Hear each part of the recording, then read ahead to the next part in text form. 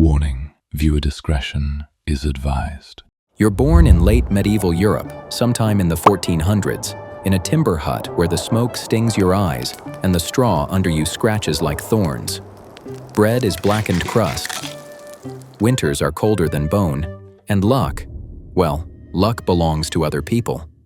For a few years, you're just another child in a poor family. You fetch water from the well, carry firewood until your arms ache, and try not to cough when the smoke fills the hut. Hunger gnaws at your belly more often than food fills it. You learn quickly that in this world, survival is bought with coins, and your family doesn't have enough. By 12, your legs are long, your hands are calloused, and your family's debts have grown teeth. Collectors mutter in doorways, neighbors whisper, and your father's face grows tighter every day. When a man from the city comes asking about new girls for the brothel, no one answers out loud. Your father won't meet your eyes. Your mother presses a rag into your palm like it could change anything. A purse changes hands, and the air changes with it. Congratulations. You've just been traded like livestock. Except goats usually get better betting. They march you into town.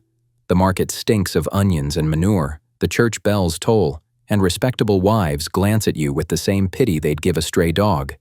At the city's edge stands your new home, a brothel licensed by the council, blessed by priests as a necessary evil.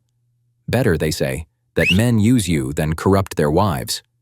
Translation: your misery keeps their community tidy. Inside, the smell hits like a slap. Stale ale, sweat, sickness. The keeper, a woman with eyes sharp as knives, points to a straw mattress, a ragged dress, and a chipped bowl. Then she writes it all in her ledger. Debt. You didn't know you had debt. You do now. For the first days, you're kept from the clients. You sweep floors until your knees throb, haul water that sloshes cold down your arms, wash linen stiff with stains. Older women eye you like vultures waiting for the bones. At night, you lie awake listening to laughter, footsteps, muffled crying.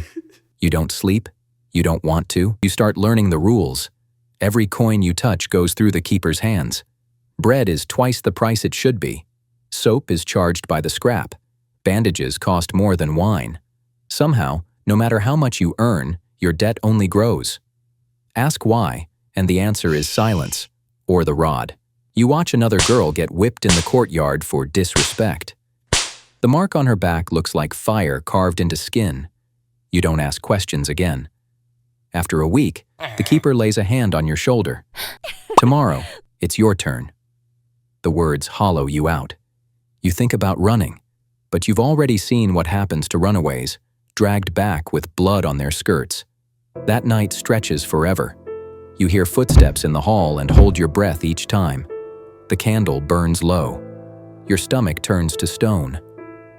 At dawn, a man stumbles in, smelling of wine and horse. He doesn't ask your name. He doesn't offer his. His grip bruises your wrist, and you learn there are pains that don't bleed but still scar. When it's over, you lay there silently in a puddle. Especially since it was your first time. The coins go to the keeper. The ledger swallows them. You're left with the bruise. Fun career path, right? Now you're in the loop. Smile, nod, endure, repeat. You service 3 to 15 clients a day. Your friend services 15 plus men. You're thankful you're not her. If a man demands too much, you don't get to refuse. The city sees you as a public service, like the town well, only filthier. Clients range from farmhands with dirt still under their nails to wealthy merchants who lecture you about morality while unlacing their boots. The rod still comes out too. Sometimes for defiance, sometimes for nothing at all. Just to remind you who's in charge. You try the church once. You stand at the door with your shawl pulled tight. A warden blocks the way. Not you, He says softly. Find God elsewhere. Even holy days aren't yours. You learn to swig sour ale before clients so their sweat doesn't choke you. You tug your sleeves low to hide the bruises because no man pays for damage he can see. And you learn the oldest trick of all, how to stare at the ceiling and pretend you're anywhere else. Weeks turn into months. Pretending becomes habit. Your body is here, but your mind learns to drift, counting the cracks in the ceiling, tracing the knots in the wood, repeating prayers you don't believe anymore. Survival isn't about strength. It's about going somewhere inside yourself no one else can touch. But there's a cost. The longer you survive, the less you feel. By the time you're 16, you don't remember what hunger tastes like without fear, or what laughter feels like without shame. You're surviving, yes. But every day, more of you disappears. When your monthly bleeding doesn't come, you know what it means. The keeper doesn't call it a miracle.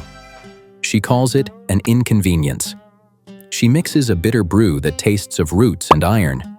You drink because saying no isn't an option. The pain comes in waves so sharp, you bite your hand to keep quiet. Another girl presses a rag between your teeth to muffle the screams.